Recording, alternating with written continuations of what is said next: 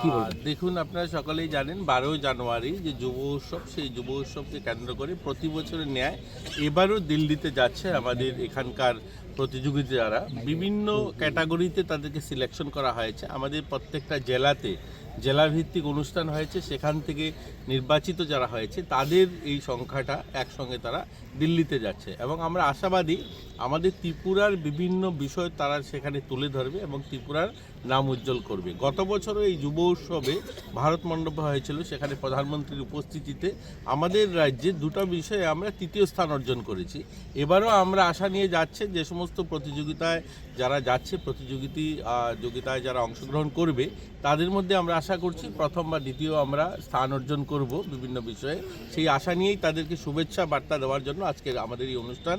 তারা আজকে বেরোবে দিল্লির উদ্দেশ্যে এবং সেই 9 থেকে 12 পর্যন্ত অনুষ্ঠান হবে। সেই 3 দিন তারা সেখানে থাকবে এবং ত্রিপুরার বিভিন্ন বিষয়, কালচার, আমাদের এখানকার হিস্ট্রি, এবার সায়েন্স, বিভিন্ন আমাদের হ্যান্ডিক্রাফট, হ্যান্ডলুম, এই বিভিন্ন বিষয় সেখানে সেগুলো তুলে ধরবে, স্কিলের উপরে আলোচনা হবে। তো সমস্ত বিষয় নিয়ে আমরা আশাবাদী আমাদের ছেলেমেয়েরা সেখান থেকে কিছু শিখবে, গোটা দেশের যুবদের সঙ্গে ভালো সুসম্পর্ক তৈরি হবে এবং সেখান থেকে কিছু নিয়ে আসবে এবং এখানকার আমাদের যে ঐতিহ্য সেটাকেও সেখানে তুলে ধরবে। ধন্যবাদ।